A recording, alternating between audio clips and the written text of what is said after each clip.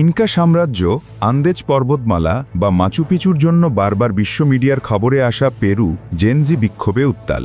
কয়েকদিন ধরা চলা বিক্ষোভ দ্রুত ব্যাপক জনবিস্ফোরণের দিকে এগোচ্ছে। পরিস্থিতির প্রকৃতি বুঝে পতনের চাপে রয়েছেন রাষ্ট্রপতি দিনা বলুয়ার্তে।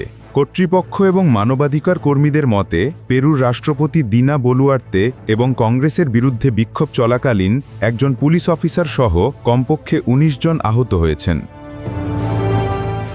আন্দোলনকারী আহতের খবর ছড়িয়ে পড়লে জেনজিরা আরও বিক্ষুব্ধ হয়ে ওঠে। সপ্তাহান্তে শত শত মানুষ কেন্দ্রীয় লিমায় সরকারের বিরুদ্ধে মিছিল করে। সড়কে পুলিশের বিশাল উপস্থিতিও তাদের দমাতে পারছে না। তরুণদের একটি দল আইন প্রয়োগকারী সংস্থাগুলোকে লক্ষ্য করে পাথর, পেট্রোল বোমা এবং আতশবাজি ছুড়ে মারে। পুলিশ টিয়ার গ্যাস এবং রাবার বুলেট দিয়ে জবাব দেয়।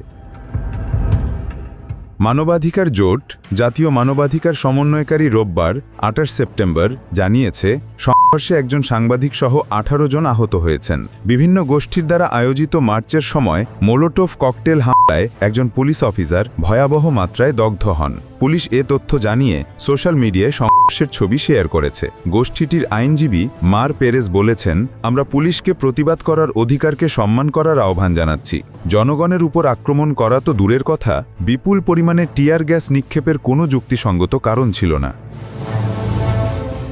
২৮ বছর বয়সী প্রকৌশলী আদ্রিয়ানা ফ্লোরেস রোববার এএফপি সংবাদ সংস্থাকে বলেন, আমরা দুর্নীতির বিরুদ্ধে, জীবনের জন্য এবং সেই অপরাধের বিরুদ্ধে মিছিল করছি, যা আমাদের প্রতিদিন হত্যা করছে।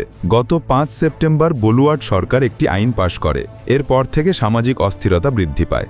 জেনজিরা এই আইন অমান্যের ঘোষণা দিয়ে রাস্তায় নেমে আসে। মেয়াদের শেষ প্রান্তে বলুয়ার্তে আগামী বছরের ২৮ জুলাই তা শেষ হতে চলেছে। চূড়ান্ত পর্যায়ে এসে তার জনপ্রিয়তা দ্রুত হ্রাস পাচ্ছে।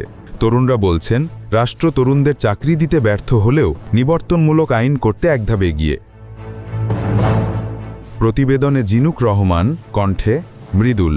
আপনারা দেখছেন ওয়ার্ল্ড ভিউজ।